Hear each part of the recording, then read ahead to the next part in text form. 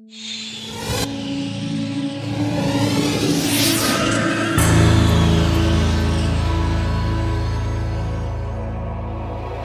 would like to share with all of you my learning from our entrepreneurial journey over the last 20 years, where we have been into the field of education with training students for various competitive exams in the area of test preparation and preschooling. This just shows you the result of our 20-year journey till date. In the process, we are also very glad that we have been instrumental in developing many more entrepreneurs who are all franchise partners of T.I.M E, which is something that I believe every entrepreneur would like to do, be instrumental in developing or helping other entrepreneurs. Talking about entrepreneurship, today I'd like to touch upon the why, what, when, and how of entrepreneurship. All of you will be very, very keen on knowing some issues. Some of you will be eager probably to be on your own once you're through with your education. The first and the foremost point that everybody would like to know is, can entrepreneurship be taught, or does it have to come from within? It is certainly not something that I would say people are born with. It's not as if, from the day they are born, they're designated entrepreneurs. At the same time, it's not as if entrepreneurship is something that can be taught in a classroom. It certainly, in my opinion, has to come from within you. The desire to start something on your own, the push to actually start something on your own, and it's a sort of the call that you have to heed to that comes from within. That has to come from within, in my opinion, in my personal opinion. At the same time, once that happens, the other aspects, associated issues that can help you become a successful entrepreneur, some of those can be understood and taught. I would just like to draw a simple parallel to the field of acting and films. It's not as if, a lot of people are born actors, a few of them could be. But once they decide, okay, this is something that I love, I would like to do, then some of them certainly can hone their skills by going through some schools like acting schools, etc. Essentially, fundamentally, the call has to come from within, and then other things can fall in place. Now, if you need to be convinced about entrepreneurship, if somebody has to tell you how good entrepreneurship is, how well you are suited to be an entrepreneur, forget it. Then probably you are not suited to be an entrepreneur at all. As I said, it has to come from within you. What is very important is passion for what you want to do and why you want to do it on your own, something that you want to do on your own, and confidence in yourself and your own abilities, and that strong desire to be on your own. As I said, for some people, it happens pretty early in life. Whereas for some people, there could be some instances, some triggers that will make them say, okay, I think I should be on my own. I would like to be on my own. Just to share with you in my own case, I distinctly remember even during my engineering days, it was clearly there in my mind that I would like to do something on my own and in the field of education. Even today, I remember that these two were very clearly there in my mind. So even after I completed my engineering, when I went to I.I.M Ahmedabad, or when I worked in the corporate world, I knew that entire thing was a temporary thing, that I would be going off on my own and starting something in the field of education. Now, there are also a lot of people who, at some point of time in their life, based on their experience, based on the circumstances, would have realized, would have felt, okay, now it's like a spark that comes at that time. Yes, I think I should get off and start off something on my own. But what is very important is that passion about that particular area that you want to work on. One very important point I'd like to point out to all the young friends here is money cannot be the sole motivator for going off on your own. While I will be the last person to say that money is not important, I would also like to stress that money cannot be the only reason.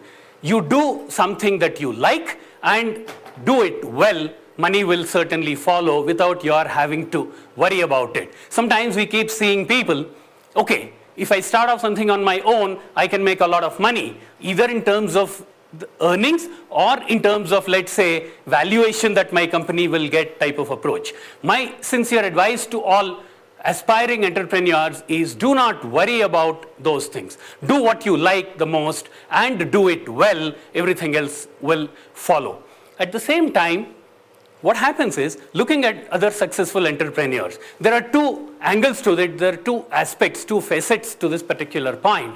One is that when you look at successful entrepreneurs, a lot of them will be motivation to you. Okay, they've been able to do this, how they've been able to manage. At the same time, the other side of the picture is that people look at successful entrepreneurs only and tell themselves, it is fine, I will also be able to do that. Please remember, there are any number of people who tried doing something on their own and fell by the wayside.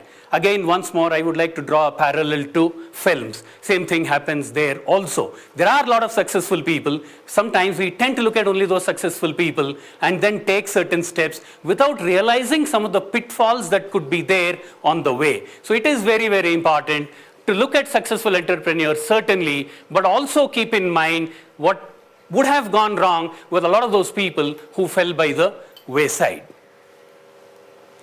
Support of family is one very important thing. You should get their buy-in for whatever you want to do. Not from the point of view of their financing your activities, but it plays a very important role in whatever you want to do. So discuss in detail with your family, because please remember, your family and your close friends are the people who know the most about you, who know what your positives are, who know what your negatives are, what your abilities are. See, what happens is, all of us think we are the best people in the world. There's nothing that we can't do. There's nobody who can beat us. We tend to miss out on our own negative points. So talk to your closest friends, talk to your close family members who will be able to give you very good feedback about you, and make sure it is unbiased feedback. Share with them your ideas, share with them your plans, and then see what they have to say. Most importantly, get their buy-in when you want to do something on your own. It could be a long and arduous path when you start off on your own. What is very important is that perseverance, never say die approach, and make sure you continue doing what you're doing, never give up. And again, as I said earlier, things will fall in place. Now, when you say, if I want to be an entrepreneur, what is it that I should be looking at? What's the best thing to get into? Manufacturing, trading, services? Should it be an existing product or an idea, or some new idea or product? Obviously, there are no textbook rules for any of these. Again, I link it back to what I said earlier, your call from within. What is it that you like the most? Don't worry about what a lot of other people in the world have done or have been doing. What is it that you want to do? What is it that you like? What is it that actually creates that enthusiasm, that spark? The moment you start thinking about it, you feel all excited about it. What are such activities? Look at those. That probably can be a sort of small shortlist that you can start with. And then after that, you look at what your competence areas are. What are your competences? Sometimes what happens is, we like certain things. We may believe that we can do a good job of that, but whether actually our competence can match up with our own expectations and our own assessment of ourselves is very important. Sometimes it happens that people look at other people doing certain activities, tell themselves, yeah, this is something that I will be able to manage. This is easy. But sometimes there is a danger that it can be a misplaced confidence or probably overconfidence. This is very important. Your areas of interest and your areas of competence. Where there is a match, that's the best thing. If there is a little bit of worry in your mind that there is probably a little bit of mismatch between your areas of interest and competence, you will need to probably make a compromise between those two. You may not look at the best area of interest or certain areas of competence, but a mixture of those two is certainly something that you need to look at when you want to decide what area you want to get into. It does not matter whether it is trading, whether it is a franchise, you will be on your own, or you will get into manufacturing. None of those will matter as long as you have a lot of interest in that area. Ability is there to back it up, is what you have to ensure. What happens is, sometimes people think that ability is something that I can buy from outside. I have interest in this area. I have an idea. Other abilities I can buy from outside. It may not be very easy. There will be some fundamental aspects of ability. Fundamental abilities, if you don't have, even if you get the best of people from outside, even if you spend a lot of money in getting such people, it may not be successful. Then, in the selection of area, if somebody has to tell you, okay, this is a good area, you can look at getting into it, again, forget it. Then don't get into it.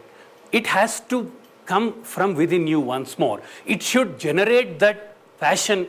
It should generate that enthusiasm and interest in you when you think of a certain activity or area. If that's not happening, then that is not an area that is meant for you.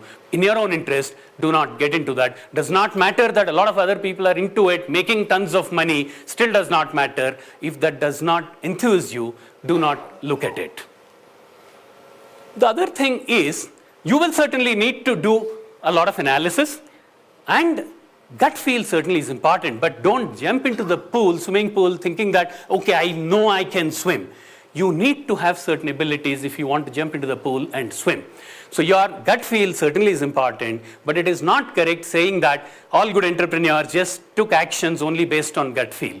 What happens is, they may not put down on paper their analysis, they may not work on a number of large Excel files to look at profit and loss and things like that. Some of those will be done mentally, and gut feel is what they may express for themselves, but fundamentally it is backed by a lot of analysis that those entrepreneurs would have done mentally. Now, the other thing is that you should talk to people. You should talk to people who can give you advice and guidance. But please remember, finally, it is your decision. You want to do something on your own. So other people can only give you inputs which you will use to analyze and take a decision. If you think that you have a short list of 3 items that you want to select from, and then you talk to half a dozen people as to which of those is the best area, and then you will go by what they say, it will be too bad for you. You can only look at others, approach others, look up to others to give you inputs. Remember, please remember that. But then analyzing those inputs and then taking a decision is something that only you have to do, only you can do. What happens is sometimes that little bit of, discomfort is there to take a decision. That time we try to look at other people, try to ask other people what their opinion is, what they think you should be doing. Just keep that in mind. That discomfort may be there. That does not mean that you will rely on other people's final decision. The decision has to always be yours as to what you should do, as to how you should go about doing those. The next point is, when is the best time to get off on your own? Or first of all, is there anything like the best time to do something on your own? Should I do something immediately after my education? Or should I just get a little bit of experience for about maybe 3, 4, 5 years? Or wait for some 10, 15, 20 years and then start something on your own? Once more, none of these will have any textbook answers or solutions at all. It will depend on the individual, it will depend on the area, it will depend on your understanding of the area that you want to get into. The only thing is, there are some pluses and minuses for any one of those areas. Whatever you may say is probably a better time. If you're trying to look at something on your own immediately after your education, there are some positives certainly. Your age, your enthusiasm, then the group with which you are. For example, a lot of you are in top class institutes. That the group that has got top caliber, that itself will be an advantage that you have. The teachers with whom you interact, that itself will be an advantage. So that's a plus point. On the other side, if you look at after some experience, you will get that maturity. You will understand what things are, how things need to be done. Maybe if you get off as a fresh graduate, you won't have a lot of idea about people management, about other various functional areas with which you have to grapple once you get off on your own. That could be a little bit of a disadvantage. At the same time, if you want to work for some years, what happens is, then you will have probably some other commitments, family commitments will come in. Then you may want to have some regular assured income, without which there could be an issue. How will you run your family and things like that? More importantly, what happens is, your opportunity cost. That is what will keep pulling you back. If you want to get off something, if you want to get off and do something on your own, immediately after your education or probably a couple of years after you complete your education, then the money that you earn in your job will not appear very big if you want to check it and start off something on your own. But if you work for something like 10, 15, 20 years, the position you are in, the money that you earn, these two could result in a major drag on your decision, for the reason that when you go to senior levels, and then you get off and do something on your own. When you do something on your own, you are the owner, you are the chairman, you are the CEO, you are the typist, you are the office boy, you are everything. And then you don't have those, a lot of people tending to whatever you want to do. Some of these could be an issue psychologically. Then the other issue is, if you're earning X rupees as soon as, maybe within the first 1 or 2 years after your graduation, X rupees per year, after some 10, 15 years, it could be a few times that amount. And then when you want to start something on your own, you will try to see how many years am I likely to take to reach that level of earning. The moment you start thinking like that, taking a decision to start off on your own is going to be very difficult. So my objective is only to point out the issues that are there. Then you need to take these into account to take a decision if you want to get off on your own, at what point of time you would like to do it. But my personal view, just to share with you, again, as I said, remember, you are the best judge. You have to take a call and you have to take the decision. My personal view is that a little bit of experience, probably that's why I put the 3 to 5 years there, is very good, because you get to know how things happen, what the issues are likely to be, some exposure to functional areas, more importantly, interaction with people, people handling, what the real world is like. Certainly, out there in the real world, there are things that are very different from what happens, what you learn in your education, in your school and college. So a little bit of work experience will always be an advantage, even if you want to start off something on your own. Availability of funds, another issue. You have to look at when you can generate certain amount of funds that you want, either through your own earnings or through, making arrangements from outside. Then the issue is how. Do you want to do something on your own, or if it's a franchise, or you want to be on your own completely alone, or you want to go with some partners? Again, once more, pluses, minuses. On your own, they could be, the gestation period of those projects could be longer when compared with if you take a franchise. Building a brand is not an easy thing. It takes a lot of time. And then when you want to look at partners, are there any areas where you are not competent? Will somebody add some some areas that you are not good at? That some of those also you should look at. Then when you look at funds, how will you be able to generate funds outside, angel investors, venture capitalists, all these. Then functional areas, operations, marketing, finance. I think I will quickly wind up now. We have run out of time, I'm sorry. Hands-on approach and getting into details is very, very important. Get into details for everything that you want to do. And do not be distracted by opportunities that could be there to earn some money on the side. Focus on your main goal. I will wind up now. Thank you very much, and wish you all the best. For those of you who want to start something on your own, go ahead, go right ahead. There are a lot of opportunities in this wide world. Thank you.